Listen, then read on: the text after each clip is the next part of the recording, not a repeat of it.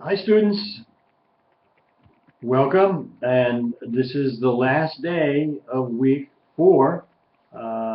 It's hard to believe, but you're halfway through the course, and I know you're probably at this moment, some of you, putting your fingers to the keyboard and finishing paper 2, which is due tomorrow. Several of you have submitted, and I really appreciate that early. Um, and so I want to cover mostly some comments about discussion board from week 3, which is on students. The question being, uh, from the readings, compare and contrast student life with your institution, with what was discussed and portrayed in the readings and the toga clip, which I'm sure got you a few laughs or a shaking of your heads. With that, I'll start out with some shout outs. Alexander, who citing the author Creighton, talked about it's important to remember how recent the millennia of human history is relative to women's education, and that's certainly true, and many of you know that.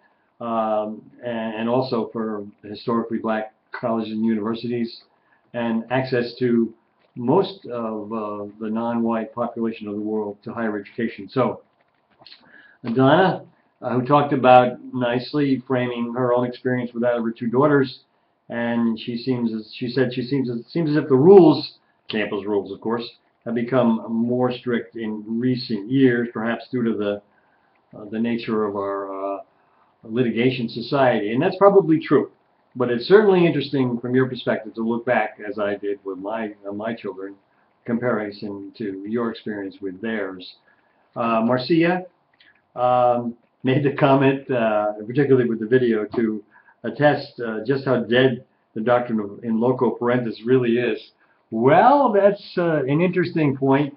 We could spend a lot of time discussing it, but certainly with the diversity of higher education, particularly in some religious-based institutions, local parentis is still there for sure. And think about, certainly at the secondary private school level.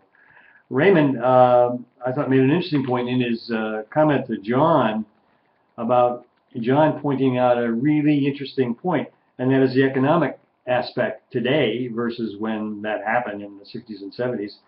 And if there was this is Raymond speaking, if there was a modern version of toga, then maybe half the students would be working part-time rather than staying at home drinking beer and thinking of mischief things to do. Great observation, Raymond. And my general comment is, all of you commented, and particularly those of you involved in student clubs and the kinds of rules you had in your institutions that were portrayed in the readings and the video, and that's what it was all about, and that was good. And there was a lot of talk back and forth to each of you, which brings me to a point I want to make.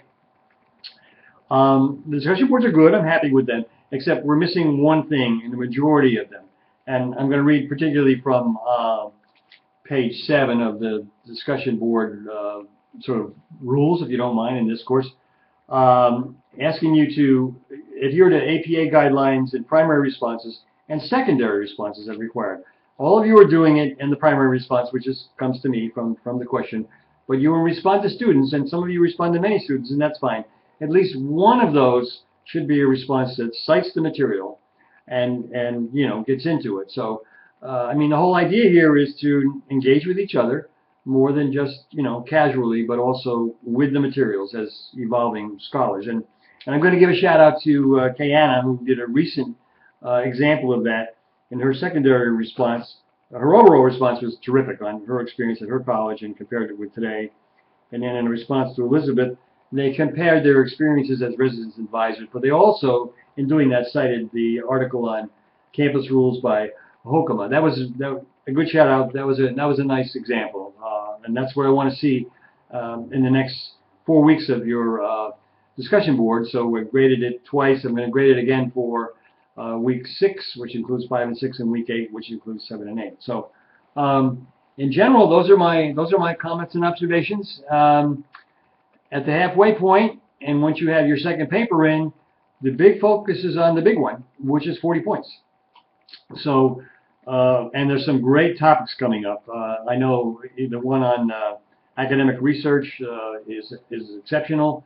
and there's one coming on community colleges, but it's more than that. There's a great deal of international materials that are in these and examples from around the world, and then there's more on accreditation. So at this point, I just want to say at the end of week 4, everybody's on target. Everybody's with the program.